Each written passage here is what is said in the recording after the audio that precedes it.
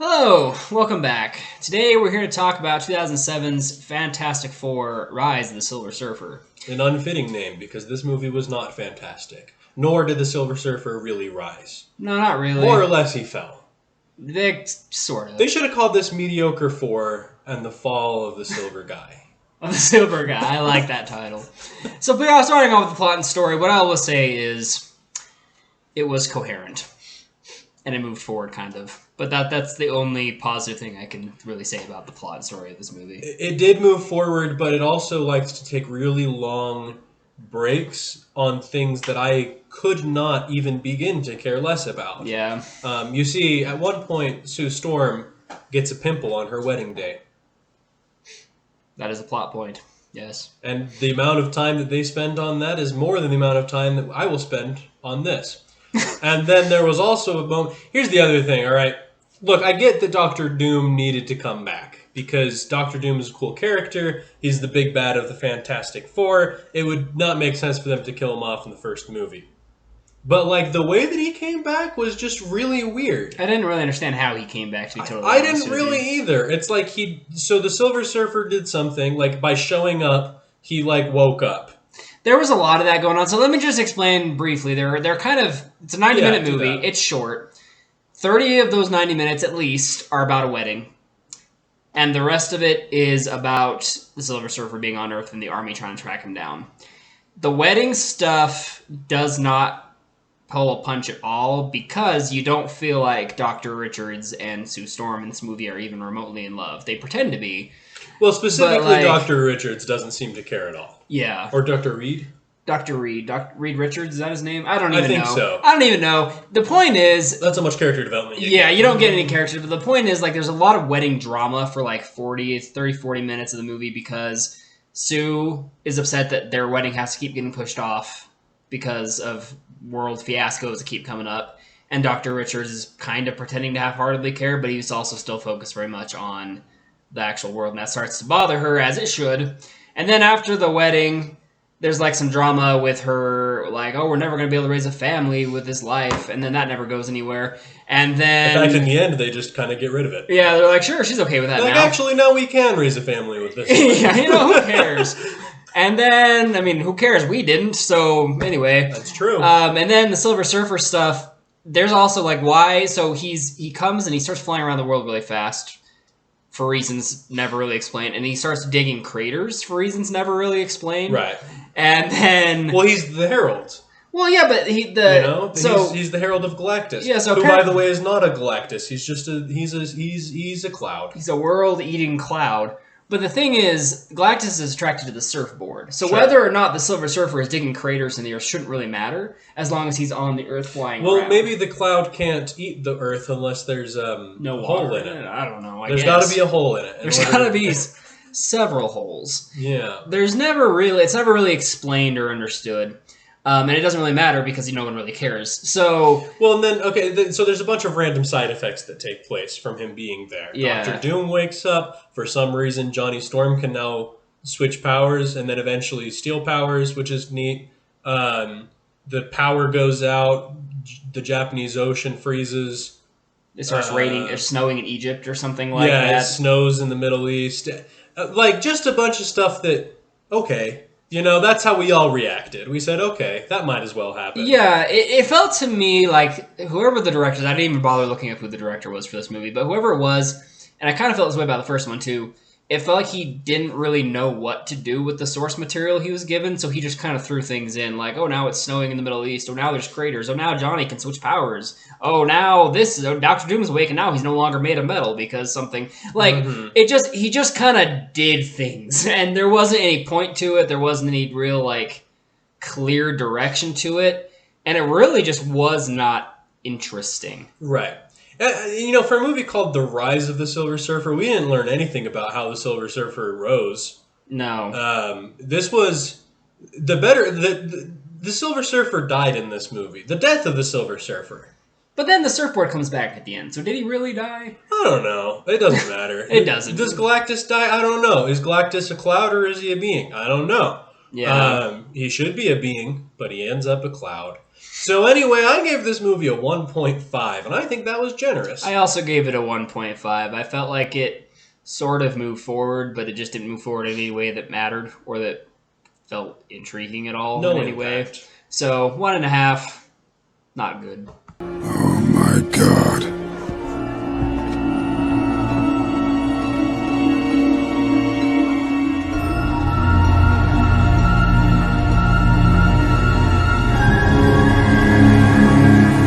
The acting in this movie was not like terribly egregious, especially compared to the first one. I felt like the characters were a lot more. I was going to say developed, but that's not No. true. But like they acted their part a little bit more. Like as an example, with the Thing, he didn't.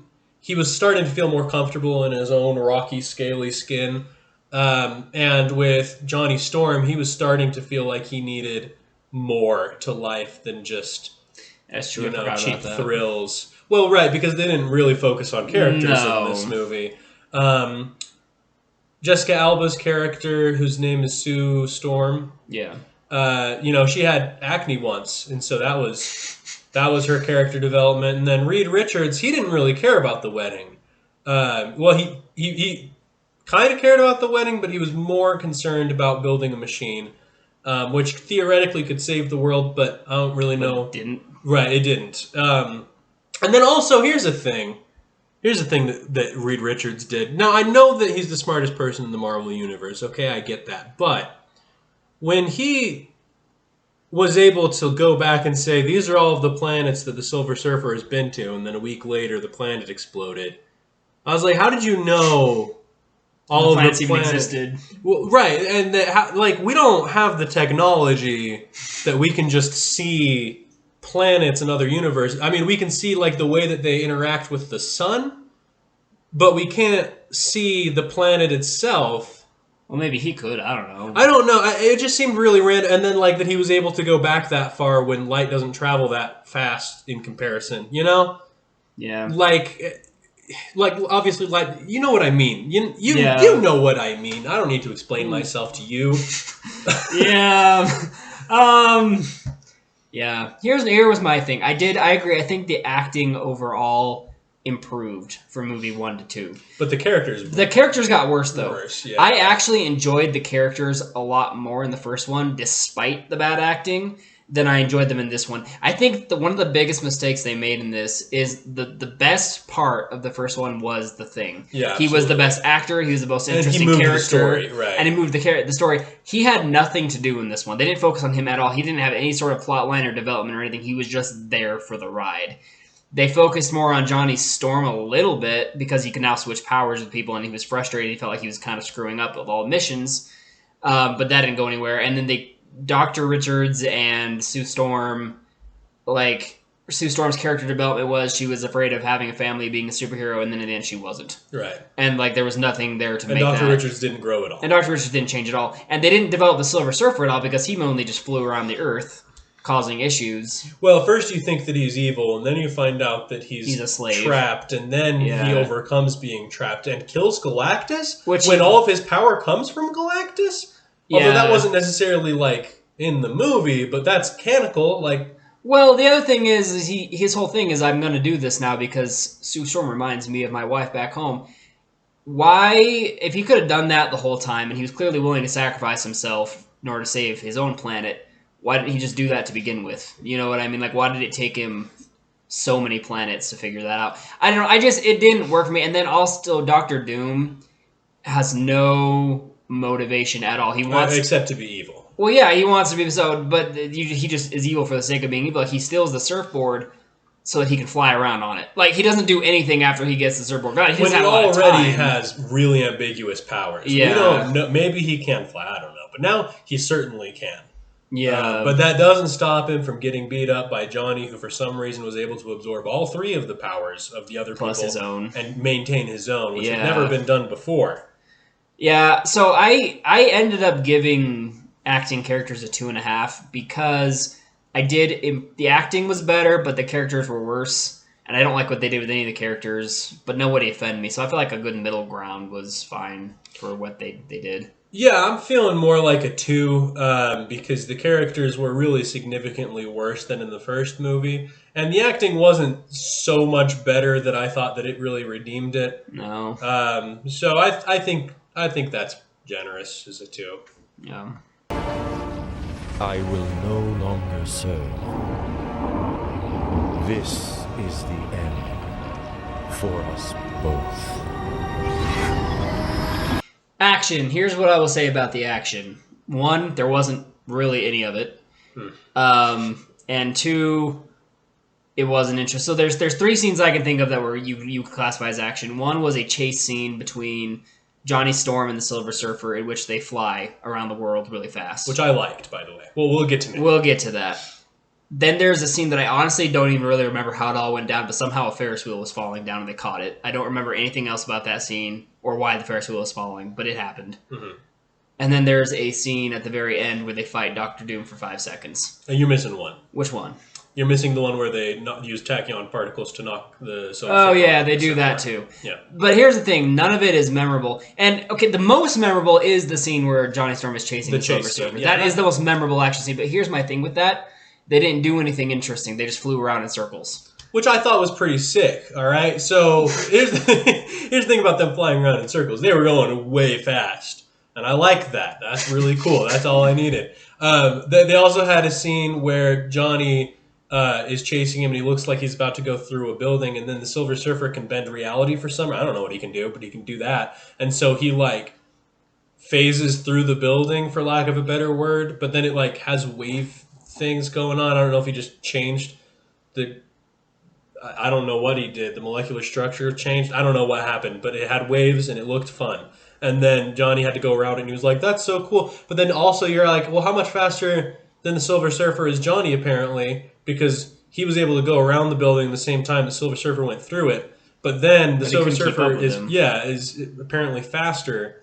But and then they have like 3 scenes of Johnny like turning sideways between trucks and buses, which I was like, cool, I guess. I don't know, like 1 would have got the point across, but 3 is neat. So anyway, I thought that scene was entertaining to me. I had a good time watching that. Johnny can apparently shoot fire. Right. Not at any point did he ever try that with they literally just flew. And yes, there were some stunts with the flying, I guess, but it wasn't, and it was the most memorable scene, but it's not an interesting scene to me. And then the rest of the scenes I don't even really remember very well. They did knock off the Silver Surfer by using some sort of tech, but it seems like the military could have done that without them. That seems like that's part of the problem I have with the Fantastic Four movies in general. These guys have cool powers. Sure. They never use them for anything cool. Well, they caught the Ferris wheel. And by the way, the Ferris wheel was falling because the Silver Surfer made a big old hole next to it, and so the structural integrity didn't. That's right. I forgot about that. Yeah. See, the thing, it's all just so forgettable to me. And then, so they used their powers in that moment to hold it up, and then they also used the fire to like weld it back together. Which, by the way, the Ferris wheel can't turn anymore because it's been welded. So the people on top, I guess, are just SOL, or maybe they just have to climb down. Yeah, I mean, there's probably a ladder or something. But if you didn't trust the structural integrity, I don't know if I'd feel good about climbing down a ladder. But anyway, that scene I did not find interesting at all. The next scene was the one where they used the tachyon particles to knock, and I don't really even know what a tachyon particle is. I know I heard about it the first time in the TV show The Flash. Don't know how it works. Not that smart of a guy. But they used tachyon particles to knock the guy off of his board. Why it worked, I don't know. Do I care? Not really. But that best part of that scene was a scene where they'd hinted that maybe the Thing was going to fight a bear. And I got like flashbacks to the Lou Ferrigno Hulk where he fights the gorilla. And then that didn't happen. Big disappointment. So the rest of the scene was a disappointment. Yep. Yeah. The fight with Doctor Doom could have been good, but it wasn't because it was like a 5-second battle. Especially when Johnny Storm, I actually liked. I mean, I don't understand how he did it, but when Johnny Storm got all the powers and he was using them all against him, that was kind of cool. Yeah, I mean, it was an interesting. But it only lasted for like 2 seconds, so sure. It didn't last a punch. I gave action a 1.5 because it's not memorable at all, and there wasn't very much of it, and I just feel like they kind of blew it with what they could have done, especially with the powers the Fantastic Four have. They didn't do any of it. Yeah, I also gave it a 1.5. Here's the thing: 1 out of 4 scenes being entertaining does not a good movie make. So, yeah, what are you gonna do?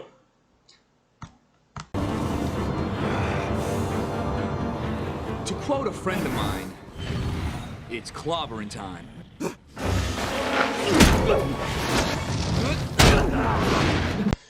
Cinematically, this movie was pretty disappointing. Here's the deal. First of all, Jessica Alba. Let's address the elephant in the room. I did not like what they did to her. I thought that Jessica Alba was only in this movie because she looks nothing like she did in the first movie. And in this movie, she looks like a Barbie doll. Like super fake tan, fake hair, fake lashes, really fake eyes. Like not even almost real eyes. And if those are her real eyes, then that would be terrifying to see her in a room. Because it didn't match the rest of her at all. And it was just like, it was distracting to me. Anytime she was on the screen, I was like, why did they do that to her? Because Jessica Alba is like a classically beautiful woman. And like, there are rap songs dedicated to Jessica Alba. So you'd think that they would have made her look better. I don't know, maybe that's just a personal preference thing. Anyway, the costume design was weak. They had lots of like product placement, but they like put it in the costume design. Oh, I forgot about that. Yeah. So like Johnny was going out and getting endorsements, but the thing is that they were actually endorsed. You know, so like his superhero costumes had like 7-Eleven on it. You know. Yeah. Just I really, forgot about that. Yeah, really blatant. I didn't like that. Yeah. Once again, music not memorable at all. The shots, I mean, were fine. I would say that the scene that looked the best was probably the chase scene. Yeah. Here's my thing about the cinematics, and I agree they're not strong, but I do think they're the strongest part of the movie. Because I really, really liked the way the Silver Surfer looked. I thought he looked cool. Well, he was shiny sometimes. Yeah, well, I don't know. I just think the way that he was put together looked really good. And like the camera shots were like they were fine. There's nothing wrong with any of the camera work. I didn't love the costume design, but it didn't bother me quite as much as it bothered Ben. It bothered me a lot. Yeah, I agree. Jessica Alba looked kind of off, but the rest of it, like I didn't have really any issues with the cinematics of this movie. It's not memorable and it doesn't stand out in any way, but I do think that the Silver Surfer, to me, like the Silver Surfer gave it a 0.5, which bumped it up to a 3 out of 5 for me. It's not strong, but it's fine. Yeah, here's what I say about the Silver Surfer. When he was a surfer, he was silver. Otherwise, he was just a gray man. And the gray man didn't look as good as the Silver Surfer. But, I mean, you know, it was kind of cool. I liked the scene where he used his abs as a TV screen. Oh, like a Teletubby? Yeah, I remember awesome. that. Yeah. So that was awesome. I didn't give it a 3. I gave it a 2. I didn't think that it was really good, and I felt like it had more negative than positive. So fair. Yeah. Can we talk?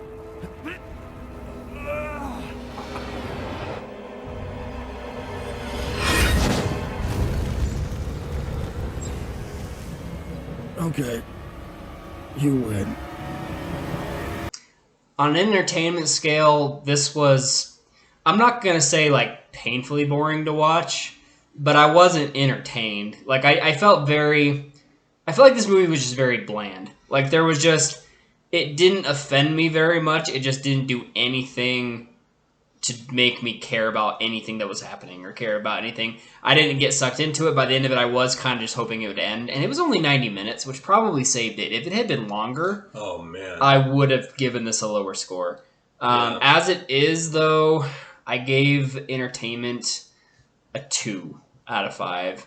No, I gave it a 1.5. I gave it a 1.5 out of 5. It's just not an entertaining movie. I mean, it could have been worse, but it was too bland. This movie just had very little entertainment value.